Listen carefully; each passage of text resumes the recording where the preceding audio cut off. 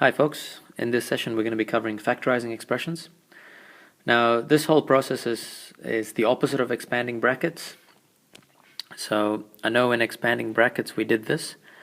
If we have 3 and the bracket x plus 2, we would write this as, when we expand this, we will write this as 3x plus 6.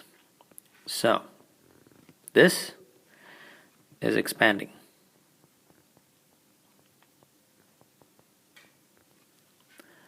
And this, which is the going back, is factorizing.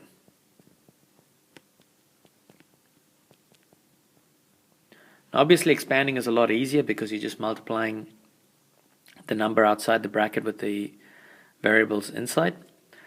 So the whole point is you're looking for a common factor.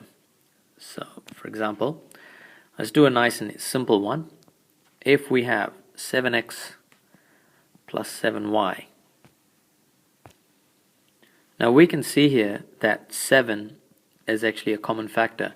So in fact we can take the common factor out, or in other words we will say 7 and then we'll have a bracket inside. Now if we look at 7x divided by 7, well, here's a 7x divided by 7, then we know that this would be x. The symbol stays as it is, and of course if we do 7y divided by 7, you're going to get just y by itself.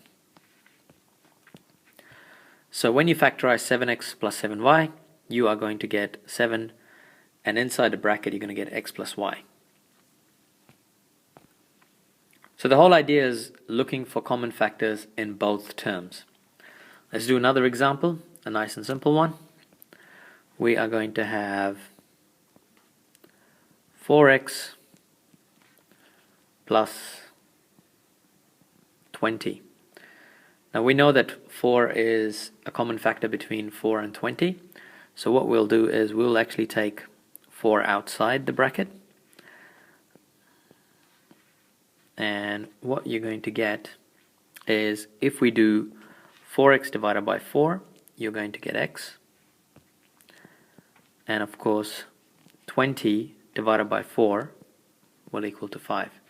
So the answer, when you factorize this, is you're going to get 4x plus 5. Now it's not going to be as easy like this all the time. I mean, you're going to have different combinations of numbers. What you need to know is you need to look at the common factors. So another example is, if I give you 8x plus 12, now we know that 8 is not really a common factor of 12, but the easiest one is we can actually say, well, 2 is a common factor of 8 and 12. So we could actually rewrite this as, and this one I'm just going to write this here. So if we take out 2 as a common factor, then 8x divided by 2 is going to be 4x, and 12 divided by 2 is 6. But the truth is this is incomplete, because you've got 4 and 6 inside the bracket, and of course these two can be factorized further. You could really have it as 2, well, let's just get rid of that, 2 multiplied by another 2, and 4x divided by 2 would give you 2x, and 6 divided by 2 would give you 3. So the answer you're going to end up with is, the answer you'll end up with is 4 to the power of, well, not to the power, sorry, bracket 2x plus 3. Now, of course, the other way of doing this is taking the 4 straight away as a common factor of 8 and 12. Then you would simply get 4, and then 8x divided by 4 would give you 2x, and 12 divided by 4 would give you 3. And as you can see, you will be getting the same answers. but we prefer this one here because this is factorized completely.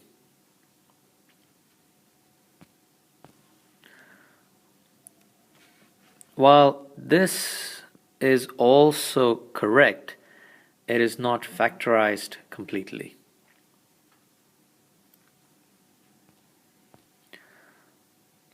I want to show you one more thing as well, if this didn't make sense. I'd like to show this same problem done another way. So if we have 8x plus 12, we could actually rewrite this as 4 times 2x plus 4 times 3. Now obviously the two 4's are a common factor, which means we could actually take the 4 outside the bracket and you're going to get 2x plus 3, which is also just another shortcut way of doing. There's plenty of ways to factorize. I mean, pick the one that you're comfortable with, but make sure you can factorize completely. Okay, this is basic numbers here. Now what happens when we start putting in a couple of variables in? So this is going to be our last problem for this session. So let's say we've got a problem where it looks like this. 3x plus x squared. Now obviously in terms of numbers you've got 3 and 1 there. Well, can't really do anything, but x is a common factor because we know that this could be rewritten as 3 multiplied by x plus x squared is just x multiplied by x, which means our common factor in this case is actually the x's, and so we can actually take the x out and you would get x, and in the bracket you're going to get 3 plus x. So your final answer is x times 3 plus x.